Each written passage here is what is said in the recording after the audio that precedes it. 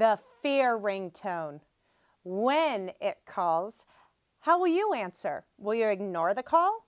Or if you decide to answer it, will you choose to face your fear, listen, learn, and more importantly, grow from it? It's a choice that if we are lucky enough, we will get the opportunity to face it 1,000 times in our lifetime. Why lucky? Continue watching this video and you will discover the magical goodness behind the fear. Hi, my name is Nece. I'm a motivational speaker, coach, thought leader with the Molly Sunshine Group. I help people break through the fears of everyday living. And today you're going to be virtually challenged and equipped to face those fears and let go of that baggage that comes with it. It's time for you to change your ringtone of fear. So as you know, fear is difficult and can be painful, but it can also be fruitful.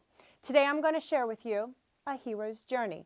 It's a universal story structure that allows us to see ourselves as everyday heroes in a world filled with chaos, negativity, change, and yes, fear.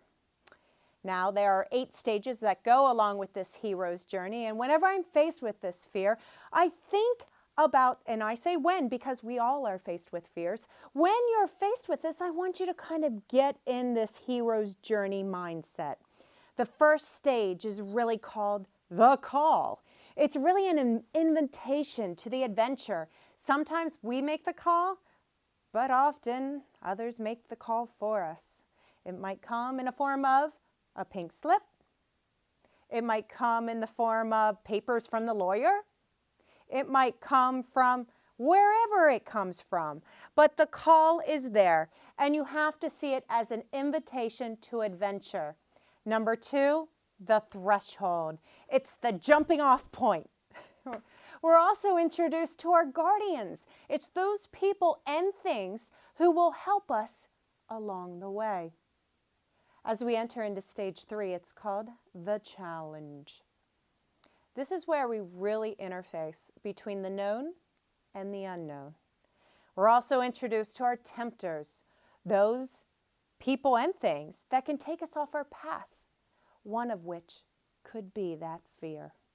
So as we enter stage number 4, it's the abyss.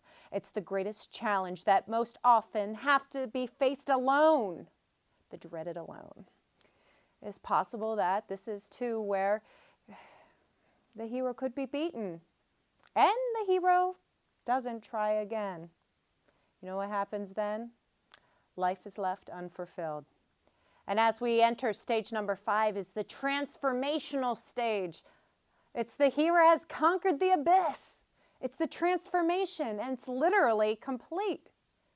But ignorance must die to make way for courage. And also dependency and irresponsibility must die for independence and power to set in.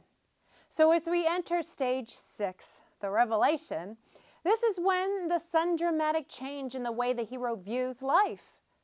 And the hero realizes the attained goal is extremely symbolic to the hero's life's purpose, why we're here. So as we enter stage number 7, the atonement, this is when the hero is at 1. Peace begins to set in, and it's the new self. The hero incorporates the changes, calls from this journey, and is fully reborn, so to speak, and the imbalance is corrected. Until the next call, of course, because you and I both know that we are lucky to be able to face fear. And finally, stage number 8, the return. The hero celebrates the new gift and uses it, remember, uses it to serve others. That's what we hope.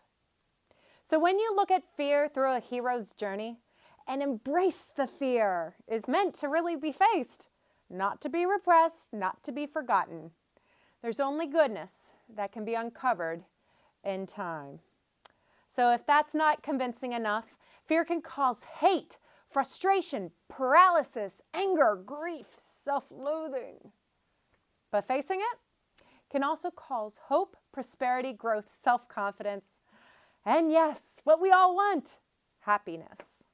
So today, I challenge you to face the emotions that come with the ringtone of fear and answer the call, even if it's considered in your book the call of the wild. You might be surprised where it takes you. So if you're not convinced that you're ready yet, I challenge you to try one of two things. Number one, expressive journaling. I've tried this and I've succeeded in this. When I have those big doozies of fear, I write 15 minutes a day in the same spot, and I do these 6 steps. I write down what's bothering me, what the emotions are attached to the situation. Number 3, what have you done so far? Number 4, what other choices do you have left to try? Number 5, what could happen if you continue to do nothing about this situation? And lastly, what are your next steps? It's the action. It's the action. Now, number 2, this is where I can help. Seek out a coach. A good coach knows how to ask the questions and draw out all the answers from within. You'll be surprised how many answers you have. Still not sure about a coach? Go to my website at mollysunshinegroup.com. I have a quick quiz of really that assesses your coaching readiness for you to really take. And it's on my freebie page, and you'll have over 50 other things to choose from. So see for yourself if you're ready to be coached. After completing it, reach out to me at molly@legacyproducers.com. I'd welcome the opportunity and hope that you answer that ringtone of fear and empower you to live the life you've always imagined, because it's your gift. Shine on.